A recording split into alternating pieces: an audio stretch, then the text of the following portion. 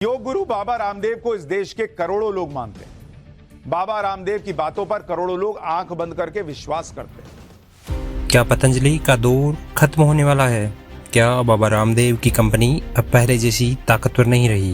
क्या लगातार विवादों ने पतंजलि की छवि को नुकसान पहुंचाया है, या फिर ये सिर्फ सोशल मीडिया पर फैल रही अफवाह है? आज इस वीडियो में हम पतंजलि की शुरुआत से लेकर उसकी सफलता, विवाद, बिजनेस और भविष्य सब कुछ जानेंगे। इसलिए वीडियो को आखिर तक जरूर देखिएगा। और अगर आपको ऐसी ही बिजनेस और कंपनी स्टोरीज पसंद है तो चैनल को सब्सक्राइब कर लीजिए। अब बढ़ते हैं आगे। साल 2006 में पतंजलि आयुर्वेदा की स्थापना बाबा रामदेव और आचार्य बालकृष्ण ने हरिद्वार, उत्तराखंड से की। इनका उद्देश्य था भारत में आयुर्वेद और स्वदेशी उत्पादों को बढ़ावा देना। शुरुआत में कंपनी ने कुछ आयुर्वेदिक दवाइयों से काम शुरू किया, लेकिन धीरे धीरे ये एफएमसीजी सेक्टर में उतर गए। आज पतंजलि के पास लगभग 2000 से अधिक उत्पाद है, जिनमें टूथपेस्ट, शहद, घी, आटा, मसाले, बिस्कुट, कॉस्मेटिक और कई आयुर्वेदिक दवाइयाँ के साथ अन्य प्रोडक्ट शामिल है। पतंजलि का फिर आया गोल्डन टाइम, जो हर कंपनी के हर बिजनेस के हिस्से में आता है। 2015 से 2018 के बीच सबसे तेजी से बढ़ने वाली एफएमसीजी कंपनियों में शामिल हुई। कंपनी ने मेड इन इंडिया और स्वदेशी की भावनाओं को अपनी सबसे बड़ी ताकत बनाया और राष्ट्रवाद का सहारा लेके कंपनी का नेटवर्क काफ़ी बढ़ता गया।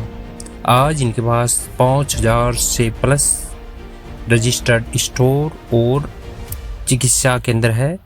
लाखों किराना और रिटेल दुकानों में इनके प्रोडक्ट उपलब्ध है। पूरे भारत में मजबूत डिस्ट्रीब्यूशन नेटवर्क भी है। कंपनी और उससे जुड़े व्यवसायों में हजारों लोग काम करते हैं। कई फैक्ट्रियों में और डिस्ट्रीब्यूशन रिटेल नेटवर्क में 20,000 से अधिक डायरेक्ट कर्मचारी जुड़े हुए बताए जाते हैं। तो जब इतना कुछ गेम चल रहा है तो जाहिर है कंपनी रेवेन्यू भी कमाती होगी। तो अब बात करते हैं रेवेन्यू की। पतंजलि आयुर्वेदा ने हाल ही के वर्षों में 9,000 से 10,000 करोड़ से अधिक का वार्षिक कारोबार दर्ज किया है। अगर पतंजलि समूह की अन्य कंपनियों जैसे रुचि सोया, जिसे पतंजलि फूड्स अब कहते हैं, को भी शामिल कर ले तो कारोबार 10,000 करोड़ पर तक पहुंचता है। यानी विवादों के बावजूद कंपनी आज भी भारत के बड़े एफएमसीजी समूह में गिनी जाती है और अपनी जो वैल्यू है वो बनाए रखी हुई है। हालांकि कुछ कमज़ोर हुई है रैंकिंग, फिर भी कंपटीशन में है। तो जब सब कुछ सही चल रहा है, फिर पतंजलि विवादों में कैसे फंसी? आखिर इतनी बड़ी company, well management, unlimited products, उसके बाद भी विवाद। दरअसल पिछले कुछ वर्षों में पतंजलि को सबसे ज़्यादा मुश्किलें अपने एडवर्टाइजमेंट और कुछ स्वास्थ्य संबंधी दावों की वजह से झेलनी पड़ी। कंपनी के कुछ विज्ञापनों में ऐसे दावे किए गए जिन पर सवाल उठे कि क्या उनके पीछे सफिशिएंट वैज्ञानिक प्रमाण मौजूद है। इसके बाद आईएमए ने उन विज्ञापनों का विरोध किया और मामला पहुंचा अदालत तक। साल 2024 में भारत के सुप्रीम कोर्ट ने पतंजलि और बाबा रामदेव की कड़ी आलोचना की। कोर्ट ने कहा कि अगर किसी दवा या उत्पाद के बारे में ऐसे दावे किए जाते हैं जिनके समर्थन में पर्याप्त डाटा नहीं है, तो इससे माना जाएगा कि यह लोगों को गुमराह करने वाला है। कोर्ट की सख्त टिप्पणियों के बाद पतंजलि को अपने कुछ विज्ञापन वापस लेने पड़े।